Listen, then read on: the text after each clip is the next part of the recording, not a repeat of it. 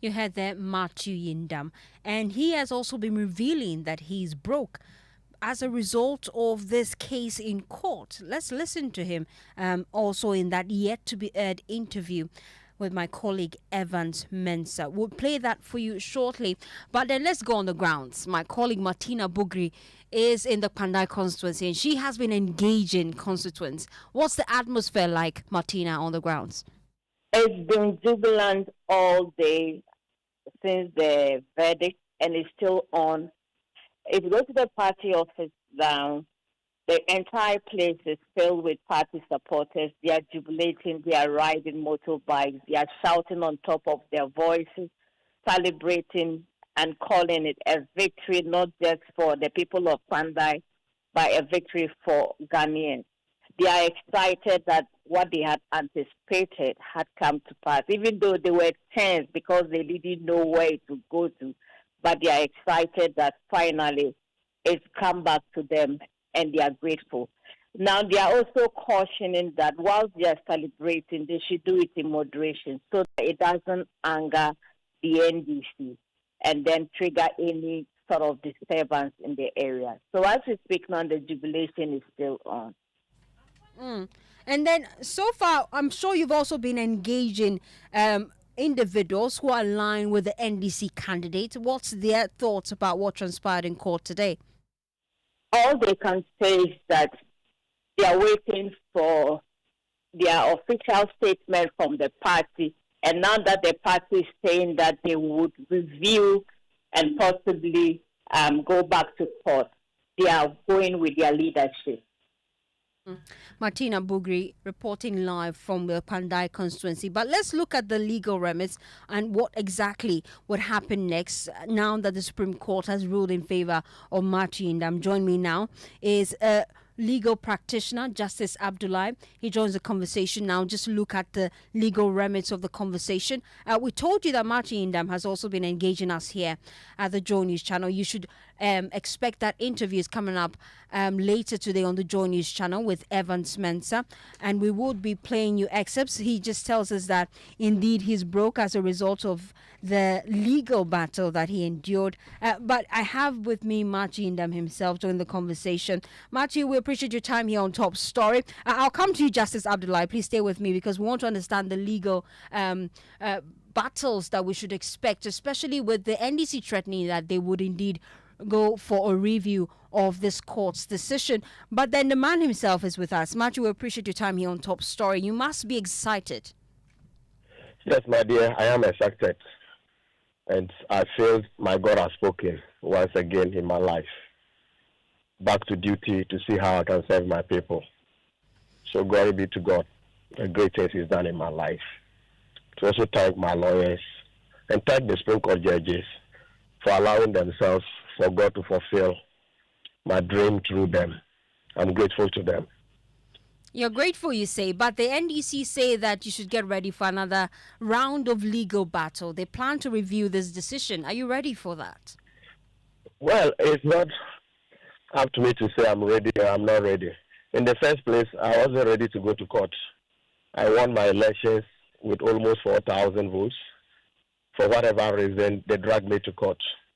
Today, the Supreme Court has affirmed my victory, that I won the elections, and they fell out of time, and I'm restored as the MP for Kpandai. If they still think that they have a good case and they want to drag me back to court, who am I to say no? I'm a law-abiding citizen, but I'm sure, very sure, that what the Supreme Court did cannot be overturned because the law is the law, and I'm sure they apply the law. All the advances, all the issues they spoke about, they were all said in court by their lawyer. But the Supreme Court examined all. Hello? Yeah, you loud and clear. The Supreme Court examined all they examined ours and gave us 4-1 majority decision. I'm grateful. That's all I will say. And then you say you're broke. How much did this legal battle cost you financially? In fact, I cannot put a price to it or a cost to it. I am broke because, to win election in Ghana is not a small battle. I won this election with all my resources. I've never had peace. They've dragged me to court. The Supreme Court has saved me today. On the 24th of November, when my seat was under siege and the election was fixed for the 30th of December, it took only God and the help of people to be able to sustain the constituency, because Matthew cannot fight the forces of government. Where you see the whole government machinery in Kpandai, campaigning, moving from places to places, my dear, it took only God intervention and the help of some other people for me to come this far. So I feel broke. If there was another word, I would have said I'm more broke than even the word broke. But how much did it cost you, this legal battle? My dear, I cannot put a figure to it. 10,000, 50, 100? You must know. I cannot. Maybe you have to give me time to start preparing and put every single quest together. Then I'll be able to tell you. Even the energy, the frustration, the pressure on my family, I don't know how I'll quantify it. But for your constituents, they have been without representation for a couple of months. What's your next line of action? How do you plan to ensure that you bring development to the Kpandai constituency? Well, technically, you are right to say that for some couple of months, there was no representation, because if my seat is declared vacant, that is the implication. But I was down in the constituency. I was serving them. Although I didn't have the resources that the NDC, that I did my best. So they are represented. And I'm moving to the constituency straight away. As I'm speaking to you, I'm on my way to the constituency to prepare for the 31st January elections. And then to also meet with them and speak with them in a very modest way. And to thank God for the great things He's done in the life of Matthew and the life of the people of Kpandai. Let me bring in Justice Abdullahi at this point in time. He's a private legal practitioner, as we understand the legal procedure that should follow after the Supreme Court's ruling. Can Matthew Nyindam walk into Parliament when the House reconvenes on Tuesday, or should there be any procedure that Parliament will have to go through, especially because the seat was declared vacant? Indeed, my honourable friend would have to employ the tools available by informing the Clerk of Parliament of this, and the information would be through the orders or the judgments that the Supreme Court delivered. It would be prudent that he obtains copies and inform the Clerk of Parliament and indeed the Electoral Commission, even though that is not his job. The Electoral Commission part is not his job, but it would be helpful if he takes steps to notify them, even though they may not necessarily rely on that, but that would be a good notice for them, just in case they have anything up their sleeves, to hold on until official communication from Parliament reaches them. So he cannot just walk into the House? You cannot just walk in. At this point, walking in there will be just a matter of celebration and not an official admission by the House of his official presence. Thank you so much, Justice Abdullahi. Let me bring in Tanko Rashid Computer, as Deputy Director of Elections and IT for the NDC. You were quite optimistic that this was a win for the NDC. Obviously, the Supreme Court felt otherwise. You say you would file for a review, but then you heard from your NPP counterparts that this is dead on arrival. How do you respond to them? Well, let me say good evening to you and your cherished listeners. The NDC is a respecter of the law. We respect the decision of the Supreme Court, but we disagree with the ruling. Indeed, we are waiting for the reasoning, which will come on the 5th of February, so that we'll look at it, the brain behind the ruling, and then we'll take our appropriate decision as to whether to go in for the review or not. But let me put it on record. Look, the matter borders on technicality. It is not about the veracity of the application that caused the nullification of the election results. The veracity of the matter is what we should be concerned ourselves with, not the technical issue that we are talking of. But you lost the case based on the technicalities. You agree? But let me give you an analogy. If somebody stole your good and he's caught with the good, and then you go to the police, then they say you didn't come on time. You should have come in the morning, but you rather came in the afternoon to report that this person has stolen your good. So therefore, the person should go. Does it mean that the person is not a thief? That is the point of issue we are talking here. Go and look at the ruling of the Tamale High Court, and you will see that the election was properly rigged. Allegedly. They connect with it is there. Allegedly. Until a court of competence jurisdiction rules that it was rigged. We cannot say that. You agree? But then your case is dead on arrival. Based on the technicality, will you concede defeat and at least allow Matthew Nyindam to continue as Member of Parliament for the area? Let me tell you, we are talking of representation of the people. Have you ever seen a polling station that recorded over 1,000 votes since 2020 election up to 2024? None. The highest we got was 750. In Kpandai, 2 polling stations recorded 1,400, another 1,200. That is the kind of thing we are talking about. And when you have this kind of election, and somebody will use technicalities to perpetuate an illegality. Your next line of action. We sit down here and then we can't talk about it. What is your next line of action? Because for the NPP, this is fair complete. We are saying that we are going to wait for the 6th February ruling, the reasoning behind the ruling, and then advise ourselves appropriately. With look, the matter has just begun. It is not conclusive yet. Let me wrap up with Matthew Nyindam. We're hearing from the NDC. They say that the battle has just begun. Your response?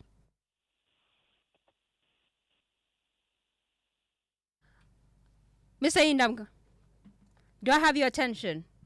Unfortunately, I do not have the attention of Matthew Nyindam, but that's how we wrap up Top Story.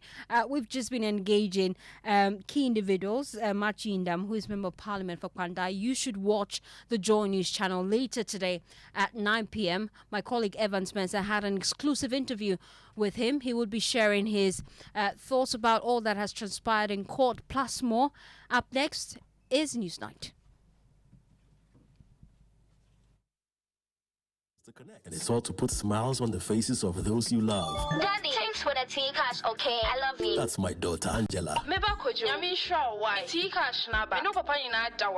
Caring for my parents, that's my duty. I also get to pay my utility bills easily with Telecel Cash. And to the suppliers at my shop, hello, sir. Telecel Cash payment received right on time. Thank you. I get to make them smile because I can pay to my suppliers' merchant numbers, even on other networks directly. My dear ones, we keep the connection stronger when our family, friends, and business relations are happy. On cash, enjoy convenience, and make those who matter smile when you send them money with Telecel Cash. Telecel, connecting energies.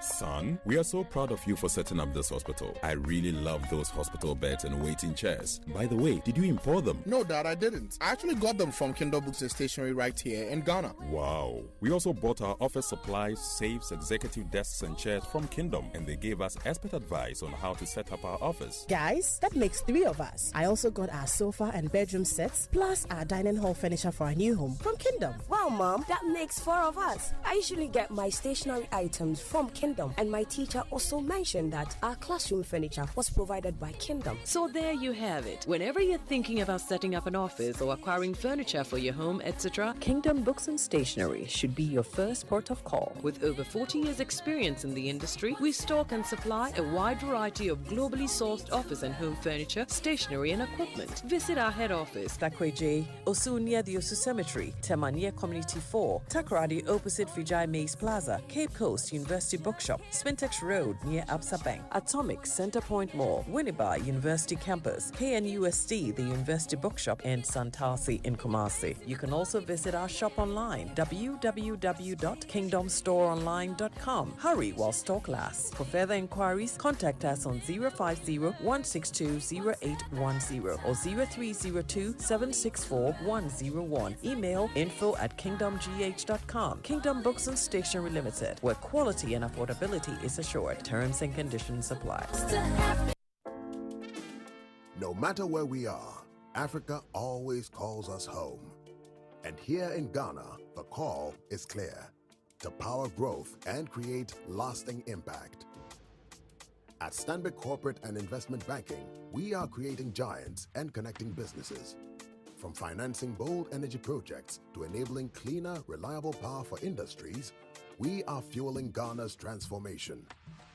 With our support, Mensah Energy is delivering sustainable energy that powers Goldfields operations, helping them move closer to cleaner, greener mining. This is a story of how we bring businesses together, create jobs, empower communities, and invest in the next generation. Stanbic Bank, delivering sustainable growth, creating impact. To learn more, visit stanbicbank.com.gh.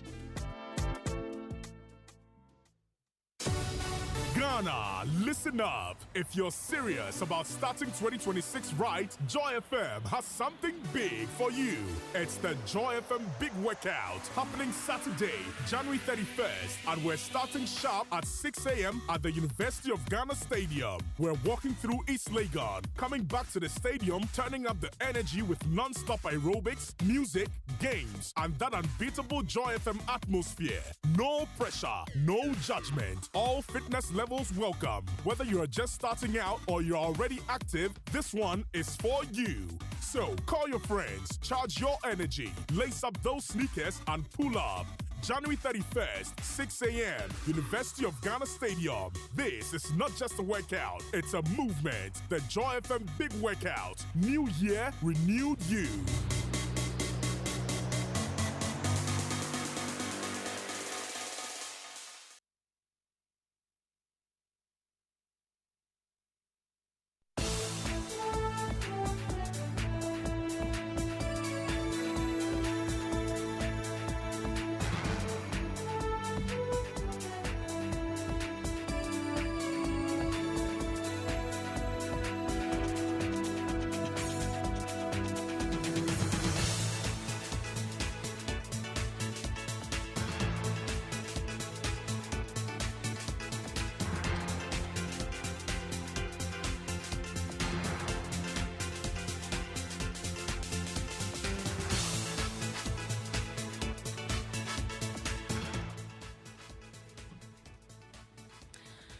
Tonight, the Ghana Journalists Association gives the Ghana National Fire Service a 14-day ultimatum to make public the findings of investigations into the attack on a Class FM journalist or face a media blacklist and possible civil action.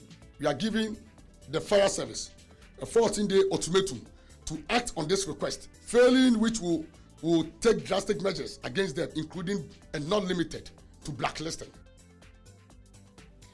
Details as the GJA petitions the IGP calling for action against individuals threatening journalists covering the Boko conflict, including Joy News' Albert Sori, who have been targeted on social media. Also tonight is a clash of science and religion. Data against prophecy. Baumia versus Kennedy as the battle for the NPP flat barrage peaks. We have spoken to people randomly, and this is the voice of the people. Waba. Ken Waba. We'll hear from the various camps. They are just feedbacks. They are not necessarily absolute. Delegates, in all fairness, on the D-Day might throw away religion, tribe, and everything. The real popes or the prophecies which are all over will be tested on 31st. Also tonight, freshly restored MP for Kpandai reveals how he was targeted by the NDC as part of a plot to strip him of his seat as he prepares to return to Parliament next week with a huge caution about his relationship with NDC colleagues. You want to stay with us for an exclusive. And in business, improve economic conditions and slow inflation with forces Bank of Ghana to cut policy rate by some significant margin to 15.5%. And in sports, the UEFA Champions League takes center stage tonight with Antoine Semenyo's Manchester City taking on Galatasaray in the final round of the league phase. More details in the next 45 minutes.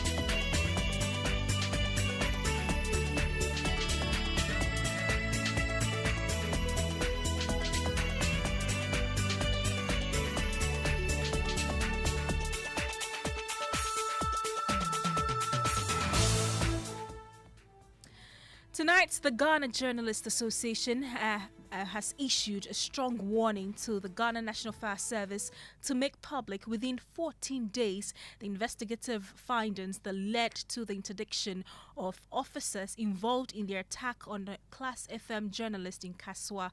Failure to comply, the association says, will attract a media blacklist and possible civil legal action. Speaking at a news conference in Accra, President of the association, Albert Kwabena-Jumfor, said attacks on journalists are becoming arbitrary and require immediate and firm action. A public release of the investigation findings and sanctions by the Ghana National Fire Service. A public release of the investigation findings and sanctions by the Ghana National Fire Service. We are giving the fire service a 14 days ultimatum. We are giving the fire service a 14-day ultimatum to act on this request, failing which will take drastic measures against them, including and not limited to blacklisting. Failing which will take drastic measures against them, including and not limited to blacklisting. The immediate release of the PRO of the Ghana National Fire Service. This cannot be compromised. We can't work with him. Failure to do so, the GJA will have to take a position and advise our members and all media practitioners in the country as such on our position. You know, Gemma, we've been covering the Boku conflict. One of our correspondents who's been at the forefront of bringing us the very latest on Boku, Albert Sorry, was threatened by faceless individuals, we believe, from Boku. This has now come to the attention of the GJA. They have petitioned the Inspector General of Police and they're making some demands. The Ghana Journalists Association is gravely alarmed by death threats, incitement to violence, and imminent attacks against journalists in the Upper East region, particularly the Upper East Regional Chairman of the GJA, Mr. Abed Sori, in connection with their professional coverage of the protracted Boku conflict. The association considers these threats reckless, criminal, and deeply dangerous, not only to the lives of journalists, but also to public order and national security. Journalists covering the Boku conflict have been openly labeled enemies, subjected to coordinated online abuse, and threatened with death through social media posts, voice notes, and other forms of digital incitement. The National Executive has formally, and I want to state here, we have formally petitioned the Inspector General of Police, IGP, on threat against journalists in the Upper East region for its intervention and immediate action. My colleague Fatal was at that news conference, joins us in the studio now. Fatal, recently there's been another attack, this time apparently by the military on some journalists, one of them belonging to the stables of TV3. Absolutely. What is the GJ saying about this? So, Evans, the GJ is calling for immediate investigation into this alleged attack on the TV3 reporter, as we just said, in the Northeast region. In fact, they described the incident as unfortunate and unjustified. And in fact, during the press conference, they made a lot of explanations in relation to this particular incident. They said that the journalist was attacked unprovoked. You know, the subject of the state agents, particularly security services, assaulting journalists, is a recurring theme. Recently, we saw the fire service agents who assaulted a journalist. Our own colleague, Carlos, last year was assaulted by soldiers when he was simply doing his job. And then we've seen this TV3 case also. The president recently has been speaking about this, including the spokesperson for the government, Felix Kwachifosu. They are asking the president now to take strong action. Exactly, Evan. So the call on the president, you know, initially they said that the president had promised to meet with the GJ and that of the various heads of the security agencies. So they are saying that this is the right time for the president to meet with them because the attacks against journalists are becoming rampant. We can take a listen to him. Quite recently, the president of the Republic of Ghana, His Excellency John Dramani Mahama, promised to arrange a meeting with the security chiefs, that's security capos, security chiefs and the executives of the Ghana Journalists Association to help ease tension between the media and the security agencies. Mr. President, our distinguished member, a proud member of the GJ, this is the right time for that important meeting, given the recent disturbing development involving some security agencies. The time to call for such meeting is now. The President is a member of the GJ, as I've said, and has consistently demonstrated his interest in the welfare of journalists throughout his political career. We therefore believe he will convene the meeting as soon as possible to help his tensions. Jem, thankfully, one of our colleagues, Albert Sorry, who has been targeted in the last few days, joins us on the line. Albert, thank you for the great work you're doing in the Upper East region. What happened? I understand that you were threatened directly. Hello, Albert. Hello, Evans. Yes. Well, what happened? Yes, so we have a media platform for the region, and normally we would share story ideas there. As the regional chairman of the GJA, I received information last Saturday, the Saturday before this one that just passed, that there were some trucks that were stranded because normally they would provide escorts for them to go to Boku. And so they were looking for the escorts, and the driver said that the escorts were not coming and they had been there for some time. And so I just shared this information and asked my colleagues on the platform that they could verify and see if there was something that they could report about, because I was not close to the location. That was just all about it. Unfortunately, somehow the information got out that I was facilitating escort for one of the factions in the conflict. And so those who didn't want me to do that picked this, and they distorted it with a lot of labeling and accused me of taking money and all of that. And they posted my picture on the social media and called for members of their faction to deal with me, because what I was doing was going to lead to members of their faction being attacked. And so on that day, there were a lot of comments under the post, and one even said that he knew where I lived and that he could take me out at any time. You know, so there were a lot of insults and a lot of attacks under the post as well. Other people shared it on their Facebook walls as well. So basically, that was how it happened.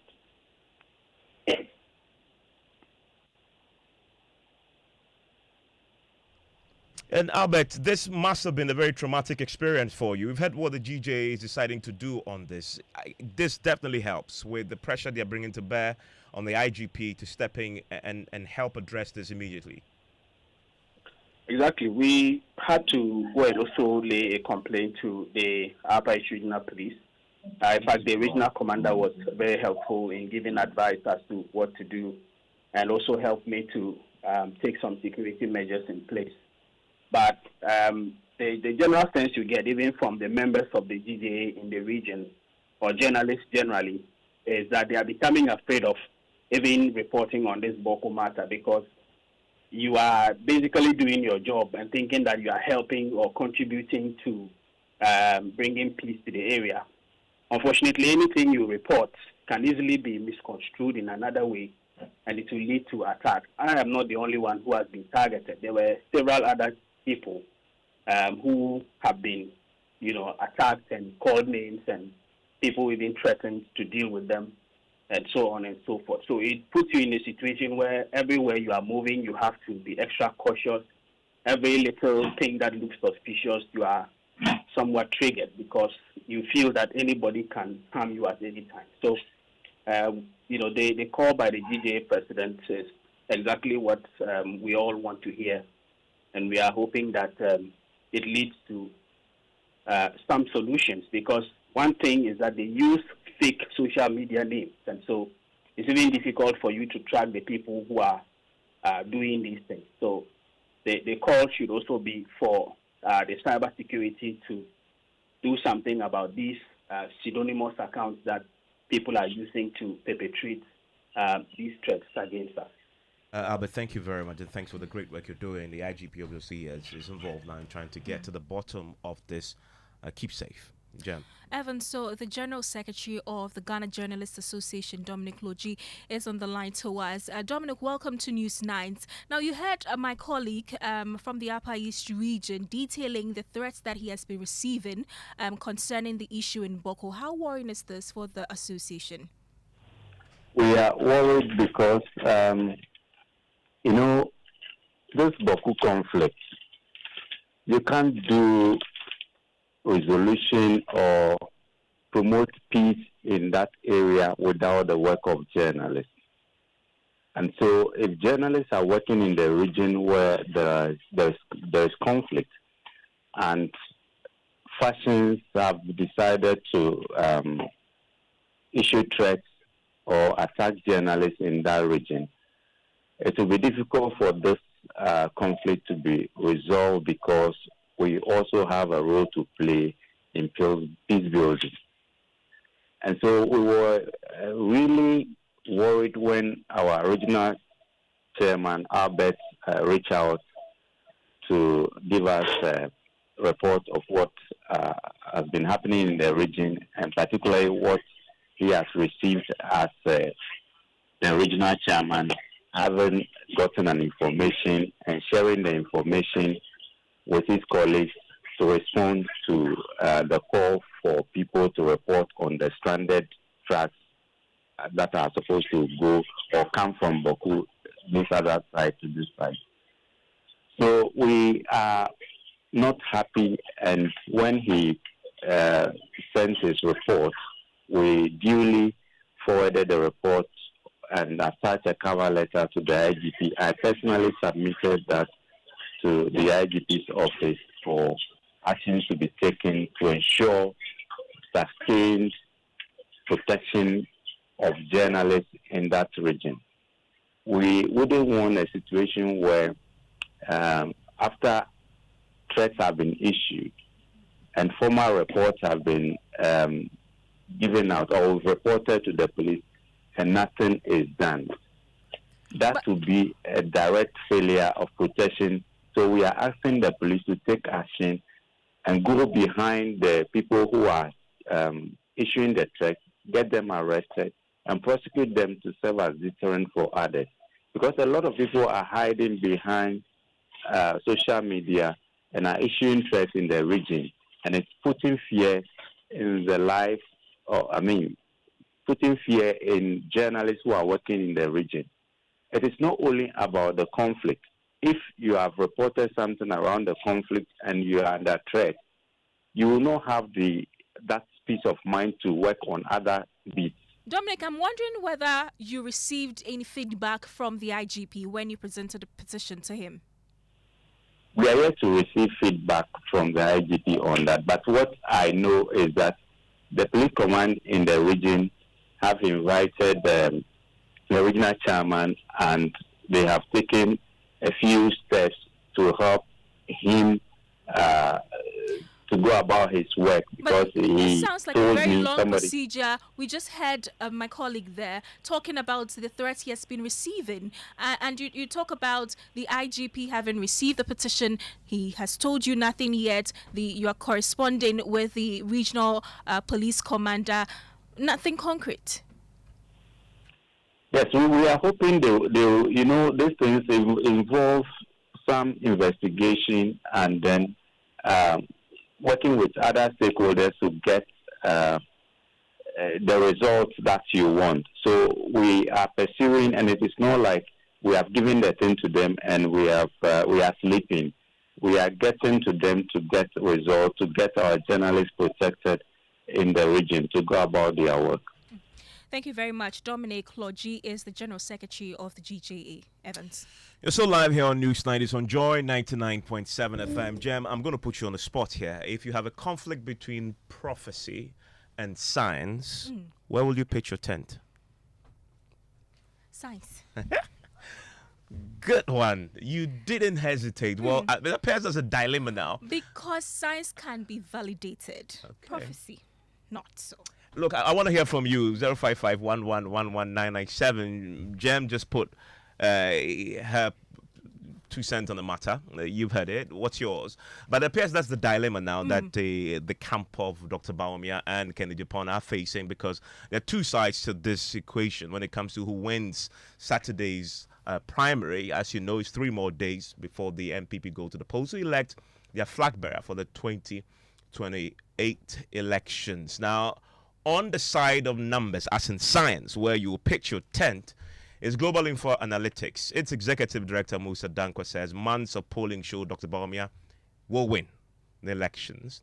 But on the side of the prophets is Bernard L. Bernard, head pastor of Spirit Life Revival Ministry in Accra. He's insisting Kennedy Agyapong will emerge victorious. He hasn't validated it, but he has in the realm of the spirit.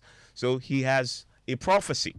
Now, in 3 days, delegates will obviously make a decision and determine whether the data or the prophecy proves right. Mensah Dankwa, though, is risking it all, including his reputation, placing it on the line, insisting Bawumia will win. He spoke to my colleague, Obi, on Asempa, where he talks quite a bit about what he believes to be an outcome that you can expect on Saturday.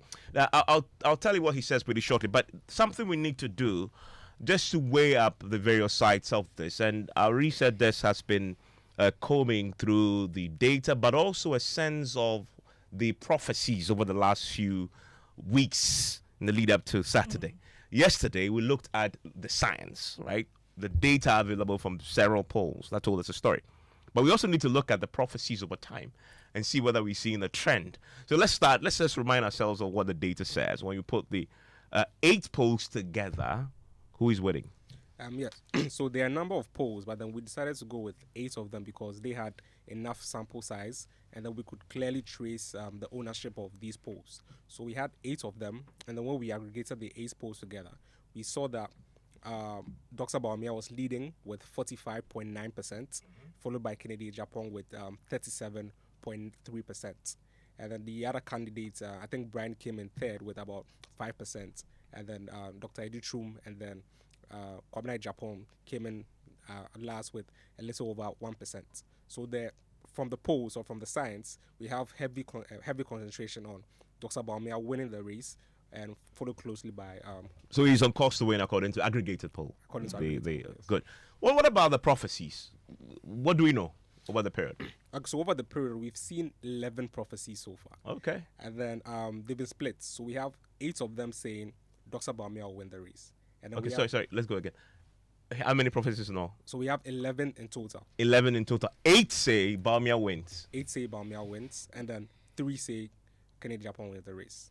So we have, again, if you look at the science and then the spiritual. The science align very, very firmly with the spiritual. Exactly. And from the 8 of them, we have, for Bawumia, we have the prominence being Dr. Nigel Gacy. Says Bawumia will win. She says Bawumia will win. And then also Eric Boahen of Rain House Chapel also says Bawumia will win. But then if you look at the 3 men of God that say Kennedy Agyapong will win, we have the L. Bernard, and then Samuel Owusu of Potterville Church, and then Alex Armstrong of Potter's Family Church. So again, we have 3 for Kennedy Agyapong and then 8 for Bawumia. Same God, same prophecy, different winners. How is that even possible? But the science is very clear. I mean, 8 polls all pointing to a Bawumia win. Yeah. Right? And if you put the 11 prophecies together, 3 completely depart from the rest of the 8. But presumably, God is giving the prophecies to these men of God. I mean, God has been inconsistent on the subject, at least from the prophets themselves, as we have sort of managed to track. Okay, interesting indeed. But the chief scientist who's leading this, I guess you can put it the gold standard when it comes to polling so far, Mensah Dankwa, is going a step further. He's putting his whole career on the line here. It being too fast for them. We have look. 1 year polling for how many years? Maybe 7 years now. Then 2019, and we're in 2026. And so far, all the major predictions are 1 year. poll-wise. It being too fast. We have look. The only thing we got wrong in the last election was 2 elections in Takoradi and Sekendi. Okay. And Takoradi, we knew the guy was losing. As how he won, I don't know. Sitting MP, no? Yes. He was losing. But for Sekendi, he was surprised because we thought he was going to win. You thought Mensah would win? Yes, and he lost.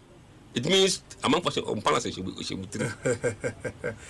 and you put down the 7 years credibility our build on this. Look.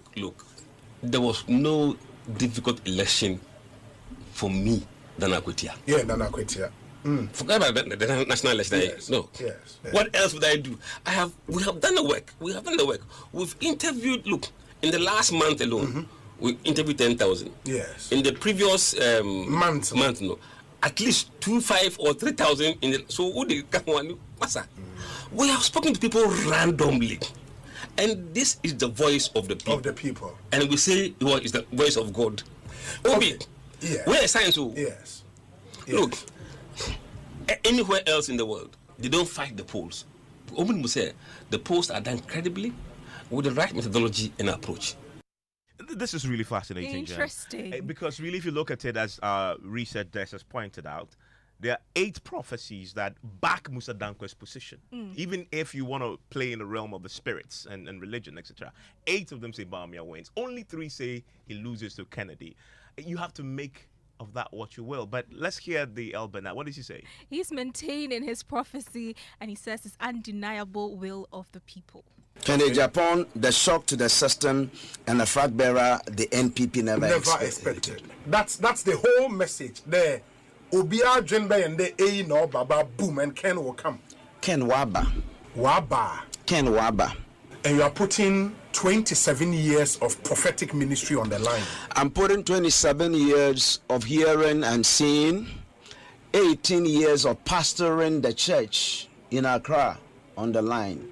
If it doesn't come true, what should happen to you? If it comes to pass, what will happen to me? I'll tell you that in the answer me the new year. If it doesn't happen, what should happen to you? When you are dealing with God, remove if. And that's something to what? Or you one. My mention the obi mpocho enwuma. Mehuba. So be bekacho de onyam na metin obejeza. The onyawo net here. No mean. Inti asna menwu pa nja na meka kire hon. Inti I don't see why or them may be consider if. My mention the Kennedy Japan we win ma or prepare we Coco face 2028 election. Listen, let's bring in Kwesi Kwarteng. I wonder how the camps themselves are evaluating this. It's very interesting times indeed. And here's the thing, though. Historically, the campaigns have a huge dose of spirituality to it. The candidates go to churches, etc., get prayers and blessings for their pastors. So it's a very important part of the campaign. Let me ask Kwesi Kwarteng, who speaks for Kennedy Japan. And Kwesi, I'm just curious whether... going to the church and getting the blessing of a pastor and listen to prophecy has featured at all in your campaigns? Evans, good evening to you and your listeners. Team Ken believes in prophecies. Team Ken also believes in science. But our confidence and belief is in the delegates. Over 211,000 delegates. We sold our message to them. They've received it. They've assured us that the party is poised for change. They've also assured us that even in the spirit of revival, we need a new direction. We need a new leadership, a strong leadership. We not just need a flag bearer, but a winnable candidate, a candidate that will be accepted by all Ghanaians, a candidate that has a cross-party appeal. And the delegates have assured us that Kennedy Japan sounds off, and 31st, they are going to give him the nod. So yes, we've heard the prophecies. Of course, some aligns with us. Some also do not align with us. Just like the polls, there are some that predict and project Kennedy to be the winner. There are others that also even discredit him to a larger extent. But most important, just like the Musa Dankwa one, before the last 2020, Musa Dankwa gave Ken 17%. Discrediting him totally. But Ken again pulled a surprise and gave a show of 37%. Today he's giving us 25%. Initially, recall just a month ago, he gave us 33%.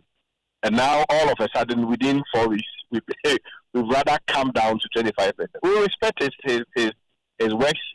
We will respect also the prophecy that has come.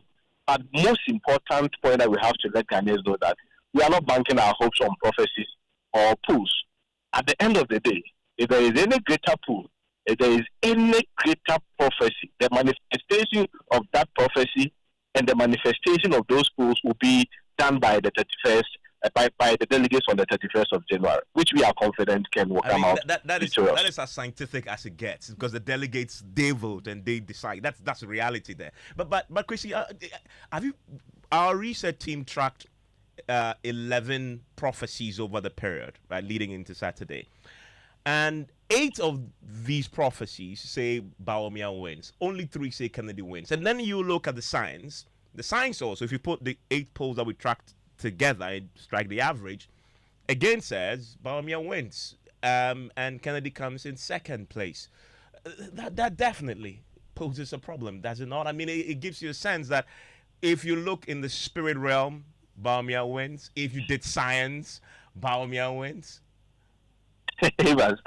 Unfortunately, I do not have the lenses to look in the spirit realm, so I'm unable to question, in absolute terms, such propositions. But I know that they say the voice of God is the voice of the people. I also know, like as a Christian, the Bible rightly says that believe in my prophets and believe in my word. The word of God is supreme to any other position or proposition. And the word of God has given us an assurance that if we have confidence and trust in God himself and work hard, go to the delegates, campaign to them, God himself will reward us. For us, that is what we are doing as a team. Of course, it is not the number of polls or the number of prophecies that at the end of the day will make the decision. The decision rests with over 211,000 polling station executives. They also have their own God, they also have their own belief system, they have their faith. But most important is that they are aware of the pressing issues confronting the party. They are aware that their decision will make or unmake the party. And they believe that, especially looking at the assurances that they've given us, they tell us that 2026, 31st of December, January, they believe that when Ken comes, it will augur well for the party. So, it's like I said, it's not the number of polls or the number of prophecies. But at the end of the day, it is the decision of the delegates that will stand. And Kwesi, a friend of mine whispered to me just a short while ago. He's Onojasho's brother. He says to me that God reveals to redeem. And so if indeed he's revealed to 8 prophets that you're losing, you have time to fast and pray to redeem yourself from that. but as a believer, I also believe that God is not a contradictory God. He is a God of consistency. God doesn't speak in 2 languages. Today he says A, tomorrow he says B. God doesn't say white, the following day he says black. And if you have seen most of these prophecies, there are some that sometimes they give a window to run away from. I have my biasness for Prophet Bernard Nation. At least, if not for anything at all, I was there in his church. It was in my presence when he prophesied about the Bible issue. 4 years after us, then the prophecy came to pass. So I have every basis to have confidence in his word, as the word of God or the Bible enjoins us to do. But of course, the other prophets, I'm not able to speak for them. I'm also not in the position to discredit them. But most important is that whether or not they indeed saw, or of course they have also, we remember recently what Musa Dankwa said, that even some of them has been conniving with prophets to release polls results to them, to pretend or suggest as though they are predictions. So, some of these things, they are undertones that we may be unable to discuss on media. But most important thing is that 31st will vindicate the right prophets from the untrue prophets. Maybe they are not untrue, but that's what they saw, and we are unable to challenge. Even you and myself, we don't have the spiritual lenses. I certainly don't. It's a feedback for us to intercede and pray to God, but we are confident that God will grant us victory. Kwesi Kwatin, thank you very much. He speaks for the Kennedy Japan camp. Interesting conversation there, Jam. Very interesting. But you see, one thing that is clear is that polls or prophecies do not win an election. Voters actually matter. So the delegates will decide on Saturday, and we'll be here to bring you the results. Evans. And George is here. I know George is like me. He's not been to church in like forever. Please. He hasn't prayed in like forever. I go to church. I fellowship. Sunday I was in church. Which church? Action Chapel, Pentex Road. You went to church? First service, yeah. Oh, I don't think I'm interested about who saw me there or not. But God saw you. God saw you. I went to church. I went to first service at Action Chapel, Pentex Road. Same question then to you. Where do you stand on this? If you have to pitch your tent, you have this conflict between science and prophecy on your life. Where do you pitch your tent? I know the prophecy, if it's coming from God, has a tendency to override the science. My God is a God of order, and that's a fact. So there wouldn't be contradicting prophecies.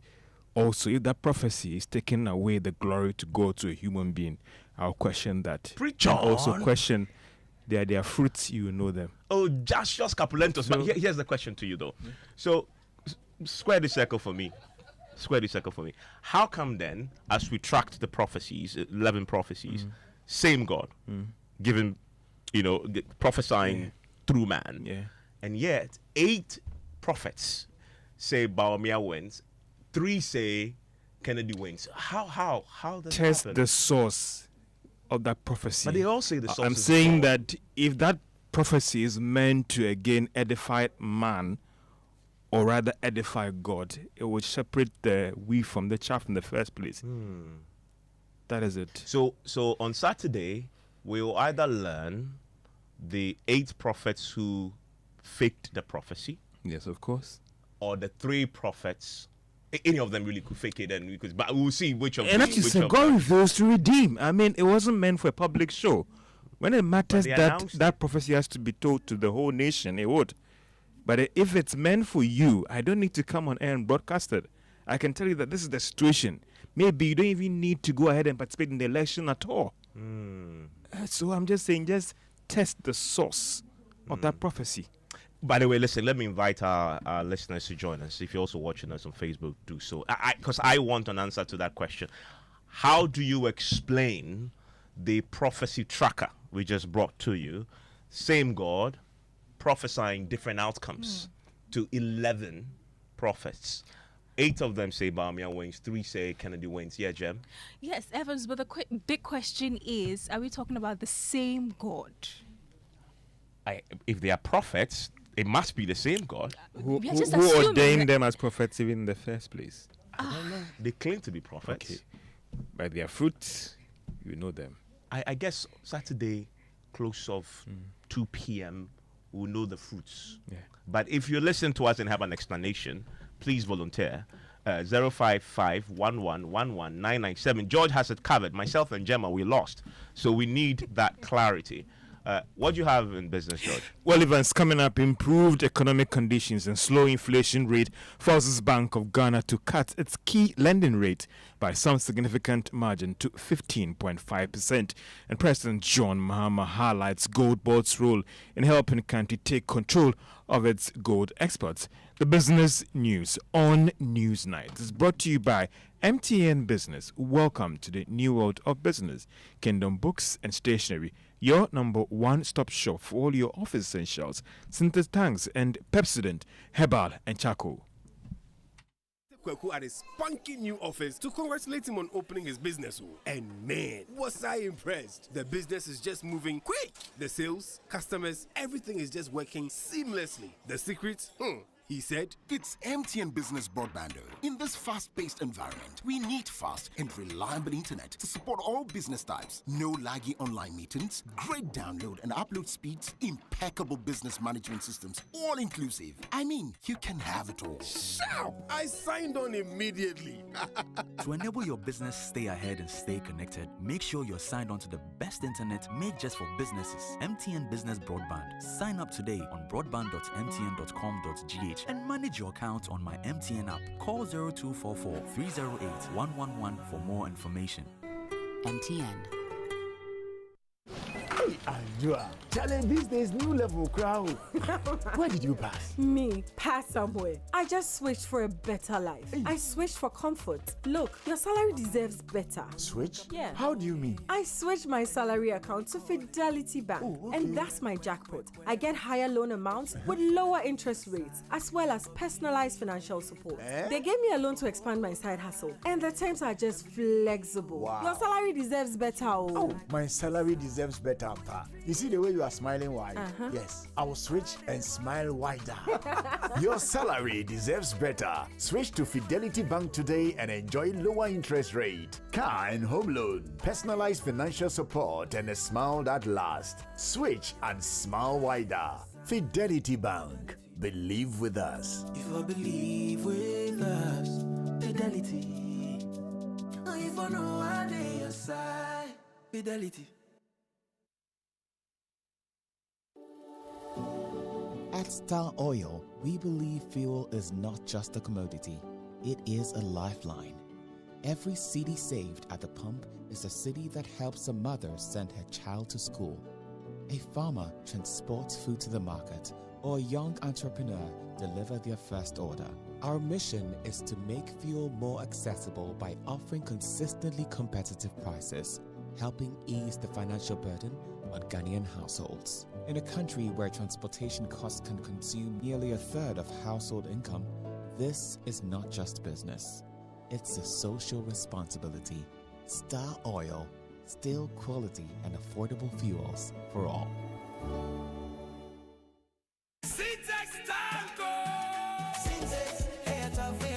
If you want quality, this be where you belong. Hey, tough, hey, strong. Oh, gonna shout and sing the song.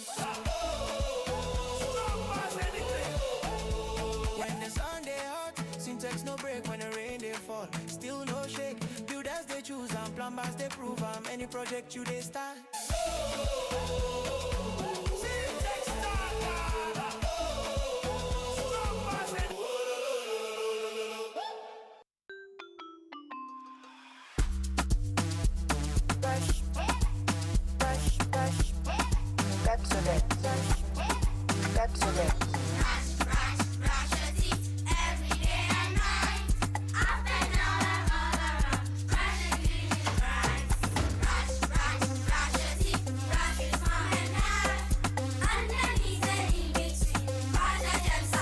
Brushing gets more fun with your kids with the new Pepsodent Kids toothpaste. Give your smiles protection that lasts. Grab yours today from a store near you. This advert is FDA approved.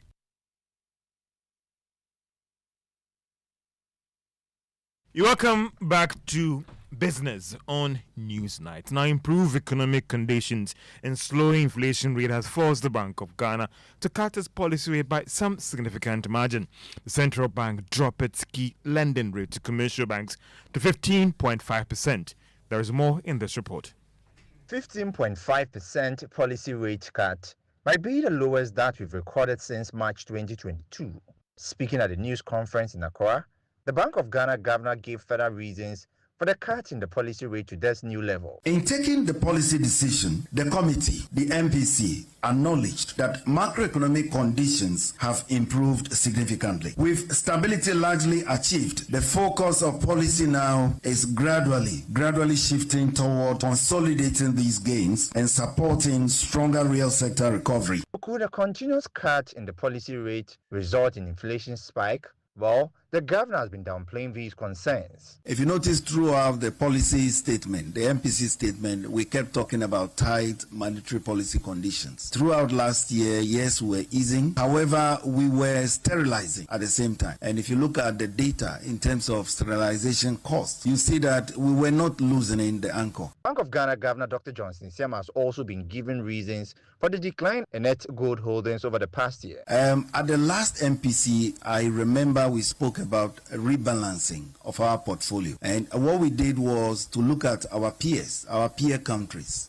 We observed that most of them were holding between 20 and 25% of their portfolios, as gold. At the time, we were holding a little over 40%. And so decision was made to diversify, and that is what you see. But the FX that was earned as a result is there. Has also been given some insight in terms of what to expect when it comes to publication of the 2025 financials in March this year. Our mandate is to ensure price stability. Our mandate is to ensure financial stability. Now, in carrying out this mandate, yes, you will incur costs, but then that cost has to be put in proper perspective. So you will see in our accounts when it is published that, for example, the cost of monetary policy operations. And then you also have things like revaluation costs, they are also there. And not to talk about our good friend, the gold-related expenses. On recapitalization of banks, the Bank of Ghana governor revealed that 21 out of the 23 commercial banks have met the new capital requirement. However, the remaining 2 have been given up to March this year. And that is a business desk report. Meanwhile, economist Dr. Duo Sarfo has described the policy rate cut as expected. He's, however, worried about how banks will respond quickly to this development. We had predicted that policy rates will be somewhere below 15% by the end of 2026. We are just in January and it's now 15.5. As the governor said, he expects this to lower lending rates. The private sector plays a key role in the economy. Out of our 12 million Ghanaian workers, 10 million are employed. Over 10 million are employed by the private sector. So we have to do everything for the private sector to flourish in the economy. And one of the indicators of cost of production in the country is the lending rate. And so we are all happy to see the policy rate coming down. And we hope that it will have a positive impact on the reduction of the lending rate. That's what we want to see. I don't think that it will have any much impact on inflation, because maybe someone will expect that once you raise the policy rate, inflation also pick up. I think the cedi stability or appreciation, whatever you may call it, the strength of the cedi is okay. Senior economics lecturer at the University of Ghana and executive director of CPS Ghana, Dr. Edu Owusu Sarfo. Now, President John Mahama says the establishment of Gold Board has positioned Ghana to take full control of the export of gold from the country. This, he believes, has helped the country export about 104 tons of gold from the small-scale sector. Last year, the president made this disclosure in a keynote address at the opening of the 2026 Africa Trade Summit here in Accra. We're exercising greater sovereignty over our natural resources. The establishment of the Ghana Gold Board has given us greater control over our gold exports. In 2024, total gold exports from the small-scale mining sector was said to amount to 63 tons. Of this volume, the foreign exchange repatriation accounted for only about 40 tons of the exported gold. 23 tons of forex did not come back. Since the establishment of the Gold Board in April 2025, exports from the small-scale mining sector to date have increased to 104 tons, with 100% of the foreign exchange repatriated through our central bank. And that is President John Mahama. To the stock market, about 5 shares or 5 stocks on the market today show change in prices. Ben's oil palm plantation, for instance, was up by 4 pesos, closed at 62 Ghana cedis, 60 pesos as well. And that's all for business on Newsnight. Back to you, Evans. George, you're many are sending messages about your, very interesting, intriguing, stellar interpretation of biblical principles around prophecy. I can't share all on air, but I'm going to be reading a few of your messages on this particular subject. And by the way, there's an interesting story that our colleague George, our colleague Kwite had pointed me to, which is very similar to what we're dealing with this Baumia Kennedy prophecies. He mentions this case of Micaiah in the Bible, Prophet Micaiah, about King Ahab, I believe, who was going to battle, and 400 prophets said he should go into battle and he will win. And Micaiah was called, and he was the only prophet who says if he goes, he will die, and Israel will be scattered. And he was actually imprisoned for standing against 400 prophets. It turns out that the King Ahab goes into battle, indeed exactly as Micaiah had prophesied happened. So 1 prophet against 400. That tells you the story. There's only one God. There's only one God. And in this case, very similar. There are 8 prophets who say Baumia wins, and only 3 who say Kennedy wins. If you're going by the Micaiah principle in the Bible, it's very, very interesting outcomes indeed. Let's do some sports now. And in sports, at 8 p.m. tonight, the final round of the games in the group phase of the UEFA Champions League kicks off with Ghana's Antoine Semenyo's Man City hosting Galatasaray at the Etihad Stadium. Thomas Partey's Villarreal face Bayer Leverkusen, while Kamaldeen Suleiman's Atlanta travel away to take on Union Saint-Gilloise.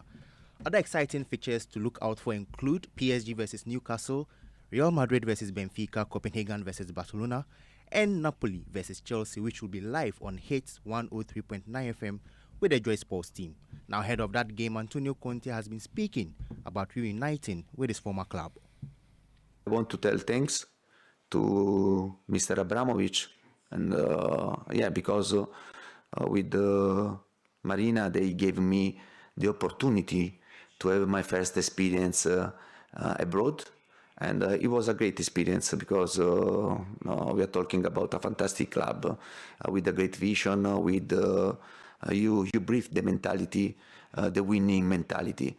They sign important players, young players, but sometimes there is the situation that people speak about the difference, old player and a young player. Yeah, I think everyone, every coach wants to sign young players, but if a young players pays 60, 70, 80, 120 millions like Caicedo or 130 million like Fernandez, is not for all the club, especially in Italy. So that's Antonio Conte. And it's also important to note that Arsenal, Bayern Munich, Real Madrid, Chelsea, Liverpool, Tottenham, Sporting Lisbon, Man City, Atletico Madrid, Atlanta, and Inter Milan, PSG and Juventus have already booked their qualification for the next round. For the game between Chelsea and Napoli, for instance, Chelsea have already qualified, but they need to beat Napoli to secure automatic qualification, or else it means they'll have to play a playoff in the next round. For Napoli, though, it's a must-win or they'll be out of the competition. Thank you very much. Yeah.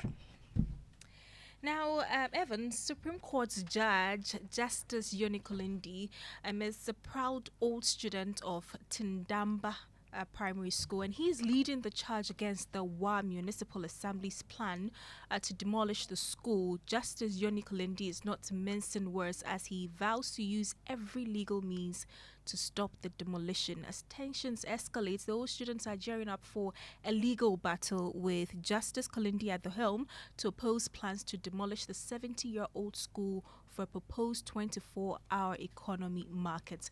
Rafiq Salam reports from Wa. The school currently has a population of 370 pupils. The Tindamba Primary School, since its establishment 70 years ago, has produced swathe of people who are contributing to the development of the country and beyond. Despite the huge and significant contributions made by the school in the socio-economic development of the people, there are plans by the World Municipal Assembly, for that matter, the government, in the next couple of weeks to raise the school down to ground zero for a 24-hour economy market. Dr. Abudu Sakara is a member of the 1968-year group and a retired staff of the University of Ghana.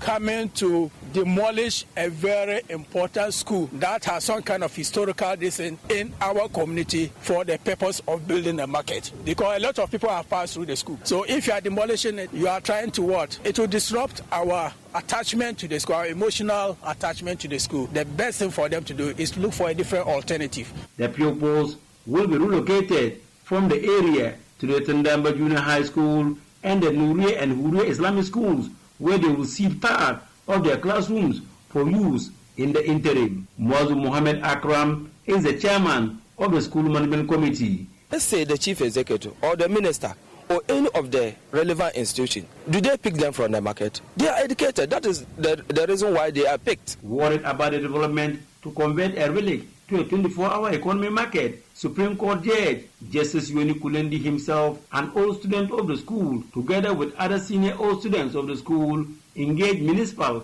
and regional directors of education and the Wallo Overlord, now for City Philippo IV, and his subjects on the issue.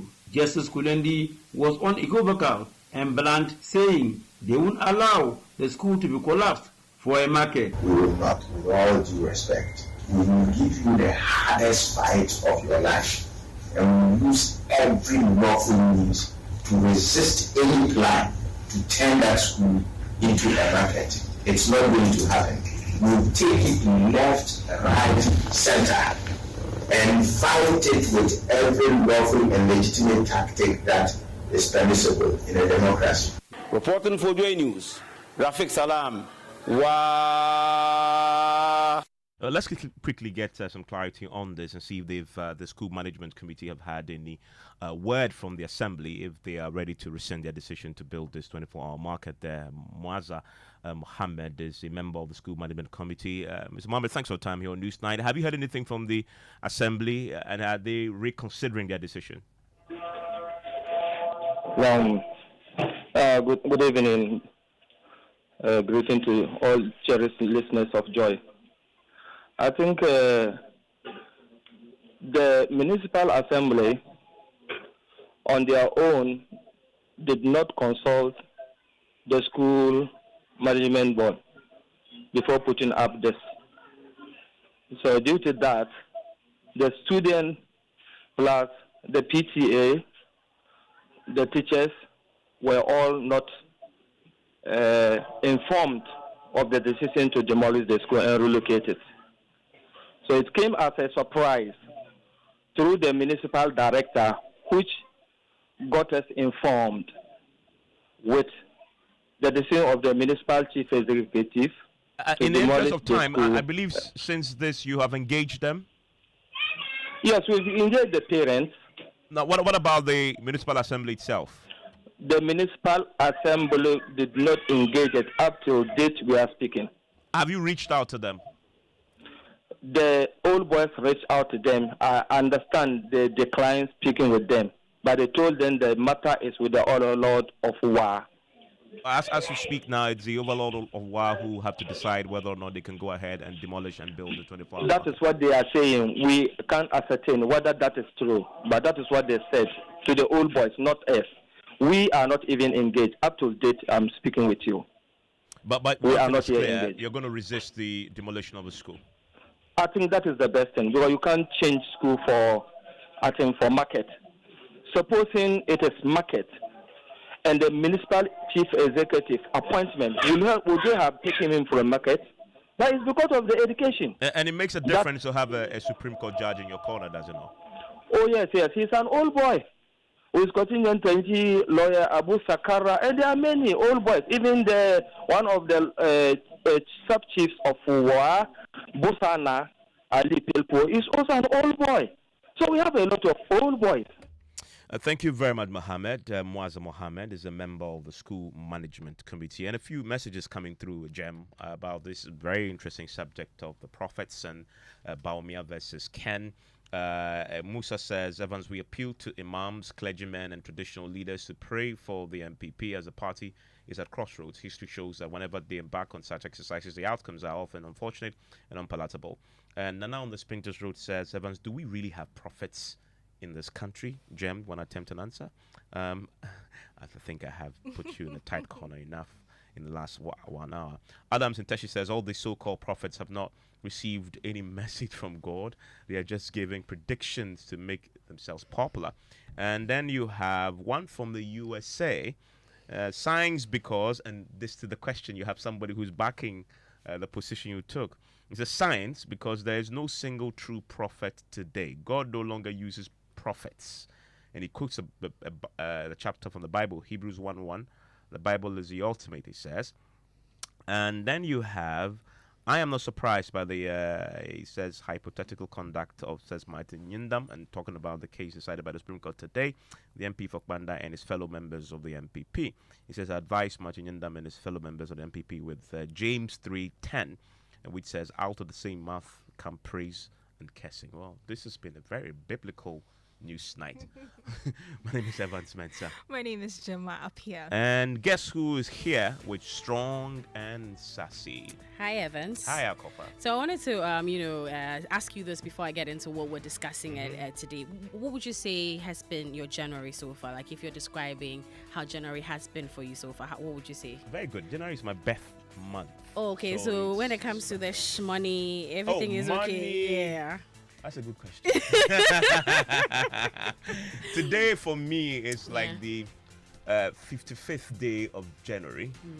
I'm still counting. Still counting. I think I have 5 more days to hit 60 days in January. So So our conversation is about money, how we take care of our money, accountability, and everything else. Because the conversation has always been that January is a very long month. Too long. Yeah, too long. So we'll get into that. Already for me. Already for you, yeah. So we're getting into that today on the Gem show. is not entering in this conversation because she's loaded. I know. I can see cool. that. I can see that. She's cool. But yeah, that's the conversation we're having on Strong But and women, Sassy you don't today. usually have a problem.